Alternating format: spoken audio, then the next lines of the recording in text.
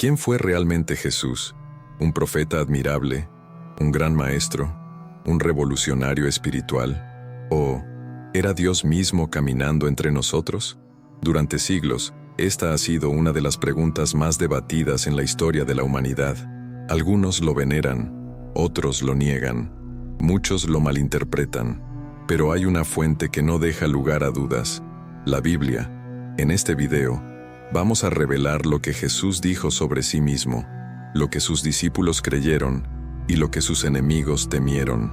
Exploraremos textos que pocos se atreven a profundizar y llegaremos al corazón de la verdad eterna.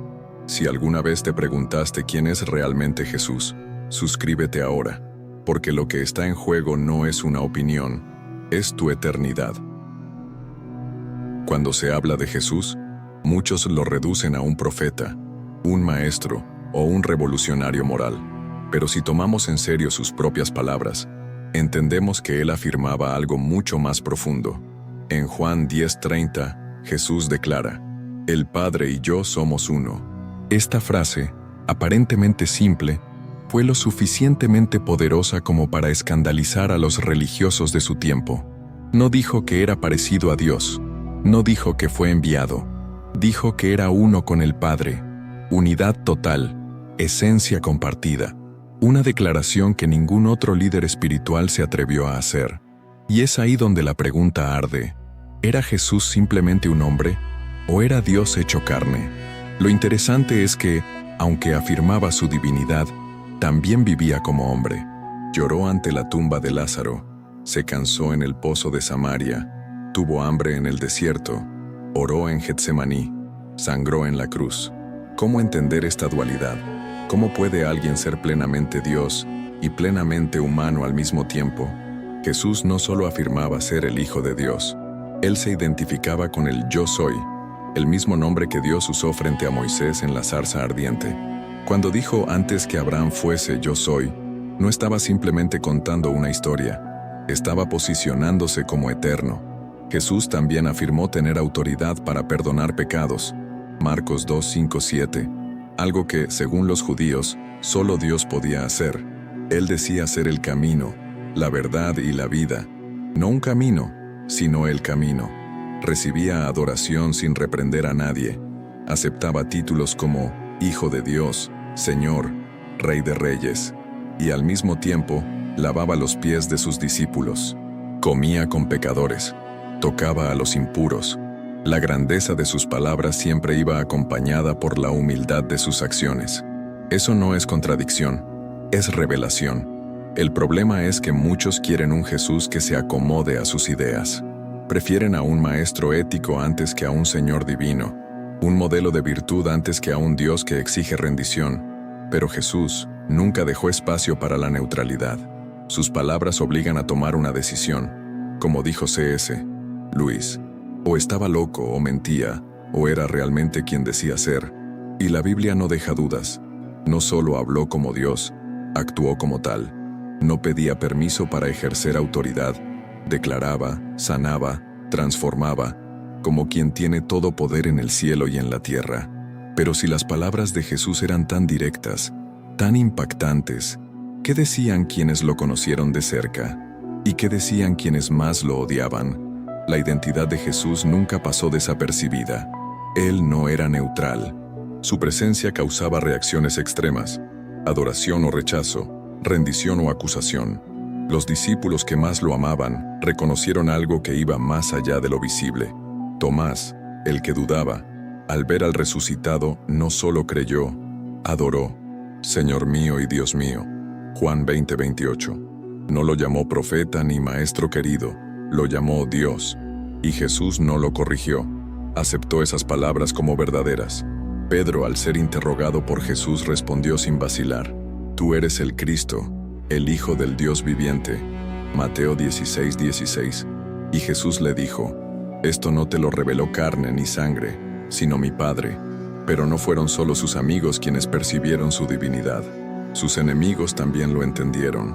Los fariseos no lo acusaban por hacer milagros, sino por hacerse igual a Dios. Juan 5:18. Sabían el peso de sus declaraciones. No era solo discurso piadoso, Era confrontación directa. Jesús decía que perdonaba pecados, se declaraba Señor del sábado, afirmaba que existía antes que Abraham y decía que quien lo veía a él, veía al Padre. Para los judíos, eso era blasfemia, a menos que fuera verdad. Por eso quisieron apedrearlo, no por sus obras, sino por su identidad. Los demonios también lo reconocían.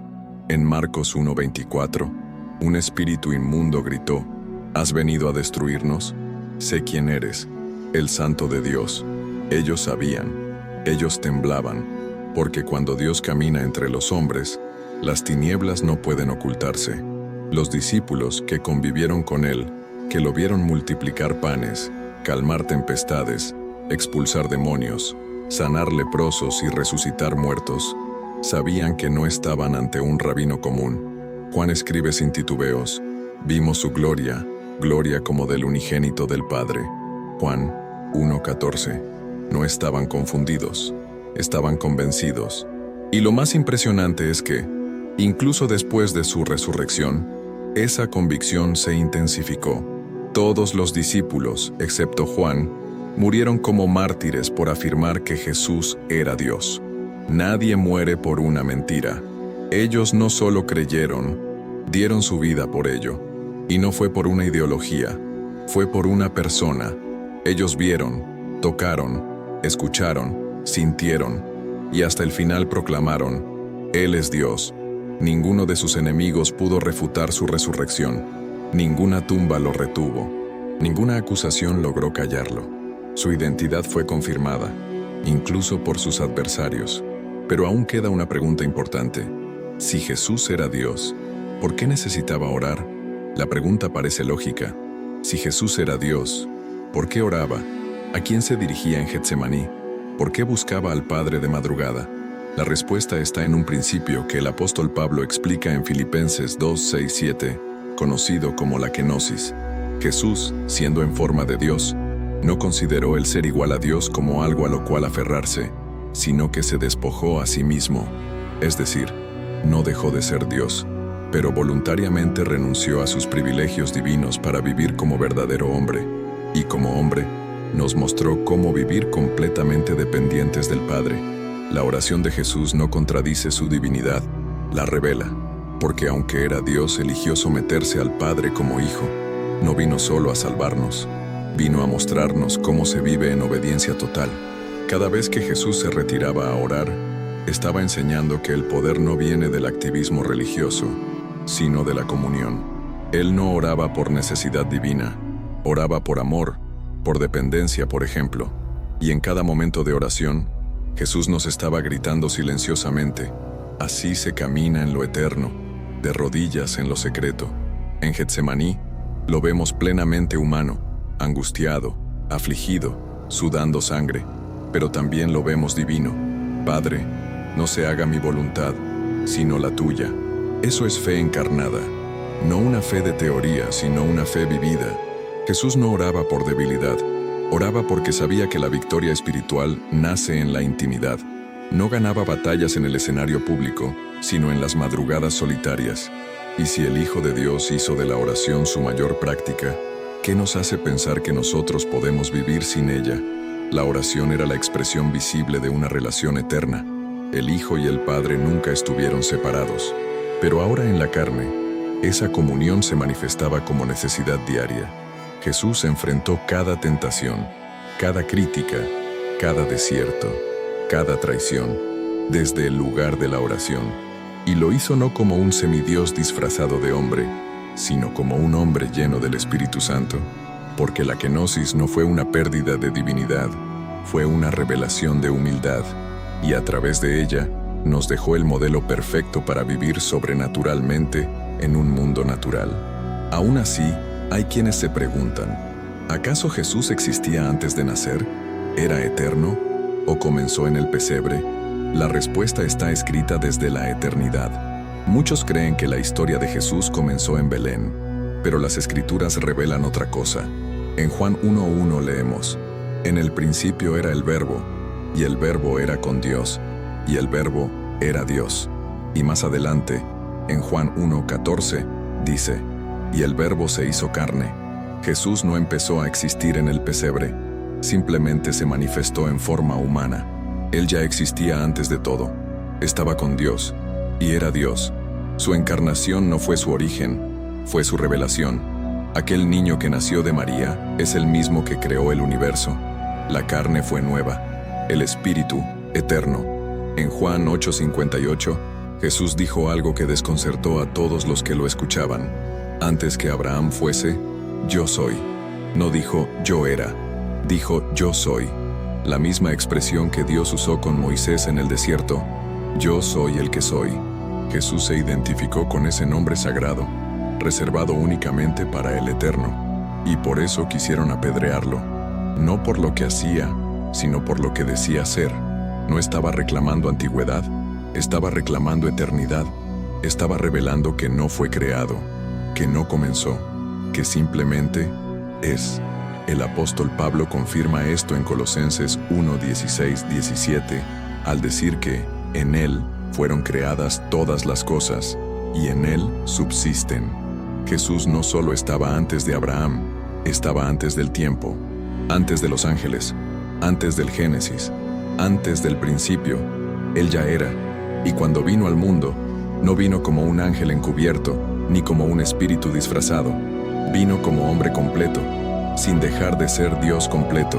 La encarnación no fue un inicio, fue una misión, y en esa misión se vistió de humanidad, pero nunca dejó de ser divinidad.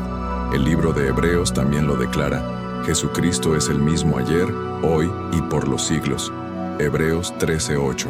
Esa constancia eterna solo puede aplicarse a Dios. Él no cambia, no evoluciona, no mejora, ya es perfecto. Y esa perfección eterna se hizo visible en Cristo. Desde Génesis hasta Apocalipsis, la figura de Jesús recorre cada página, a veces como sombra, a veces como promesa, a veces como profecía, pero siempre presente. La cruz no fue un plan de emergencia, fue el propósito eterno, y el pesebre solo fue la puerta. Entonces, si Jesús es eterno, si ya existía antes de nacer, si es Dios desde siempre, ¿qué significa para nosotros que Dios haya decidido hacerse hombre? La respuesta es tan profunda como personal. Que Jesús sea Dios hecho hombre lo cambia todo. No estamos siguiendo a un maestro moral, ni a un líder religioso más. No adoramos a un profeta admirable. Adoramos al Creador que se hizo criatura para alcanzarnos. Él no envió a un ángel, no delegó la salvación, Él mismo descendió. Se envolvió en carne, caminó entre nosotros, respiró nuestro aire, comió nuestro pan, cargó nuestras culpas, sufrió nuestra vergüenza, y todo eso no lo hizo como obligación, sino por amor. Cuando decimos que Jesús es Dios encarnado, afirmamos que el Todopoderoso se volvió accesible, que el infinito se hizo tocable, que lo eterno se hizo abrazable. Jesús no vino a explicarnos a Dios, vino a mostrárnoslo. Cada palabra suya, cada acto de compasión, cada milagro, cada lágrima, cada silencio, era una manifestación del corazón del Padre. Por eso dijo: el que me ha visto a mí, ha visto al Padre. Juan 14:9. Él es la imagen del Dios invisible, el rostro visible del amor eterno, y eso tiene un peso espiritual inmenso, porque si Jesús es solo un hombre, entonces sus enseñanzas son inspiradoras pero no absolutas. Pero si Jesús es Dios, entonces sus palabras no son opiniones, son verdad, no son sugerencias, son vida, no son inspiración, son salvación. Si Jesús es Dios hecho hombre, entonces la cruz no fue un accidente trágico, fue el acto más sublime del universo. Fue el mismo Dios derramando su sangre por nosotros. No delegó el sacrificio, lo asumió. Él, que no tenía pecado, se hizo pecado por nosotros, y al hacerlo, destruyó la barrera entre lo divino y lo humano. No bajó a condenarnos, bajó a rescatarnos. La encarnación no fue un disfraz, fue una entrega, y su resurrección no fue un truco, fue la victoria. Si entendemos esto, no podremos seguir siendo los mismos, porque cuando comprendes quién es Jesús, comprendes quién eres tú. Saber que Jesús es Dios hecho hombre también redefine nuestra adoración. Ya no oramos a lo incierto, No hablamos al aire, hablamos con aquel que venció la muerte, que conoce el dolor, que entiende el rechazo, que vivió nuestras luchas. Nuestra fe no es una idea, es una persona, y esa persona es el Rey de Reyes, el Alfa y la Omega, el principio y el fin, el Cordero y el León, el Maestro y el Salvador. Cuando doblamos nuestras rodillas, no estamos cumpliendo un rito, estamos accediendo al trono del universo, no con miedo, sino con confianza, porque Él es Dios, pero también es nuestro hermano mayor. Entonces, ¿qué significa que Jesús sea Dios hecho hombre? Significa que no estamos solos, que no tenemos que adivinar cómo es Dios, porque lo hemos visto en Él, y que el mismo que habló desde la zarza, ahora habita en nuestro corazón. Entonces dime, después de todo lo que has escuchado, ¿crees que Jesús era solo un hombre, o era verdaderamente Dios hecho carne? Escribe en los comentarios, ¿qué significa para ti que Dios haya decidido vivir como uno de nosotros? Y si este mensaje tocó tu corazón, suscríbete ahora mismo, porque aquí no hablamos de religión vacía, sino de la verdad que transforma vidas.